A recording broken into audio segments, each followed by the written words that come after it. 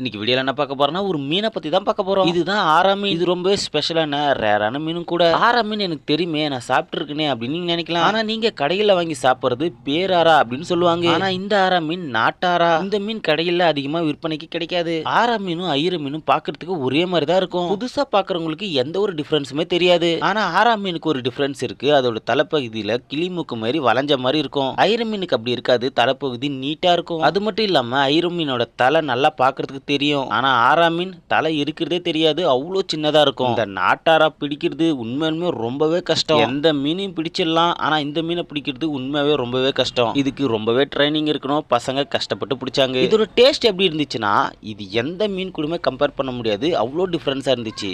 சாப்பிட்றதுக்கு ஒரு லப்பர் மாதிரி இருக்கு. உண்மையிலுமே ஒரு வித்தியாசமான ஃபீலிங் கொடுத்துச்சு. யாரெல்லாம் இந்த நாட்டாரா பிடிச்சி சமைச்சு சாப்பிட்ட அனுபவம் இருக்கு, கண்டிப்பா கமெண்ட்ல சொல்லுங்க. வீடியோ பிடிச்சிருந்தா ஒரு லைக்கை தட்டி விடுங்க. அப்புறம் அடுத்த வீடியோல பார்க்கலாம்.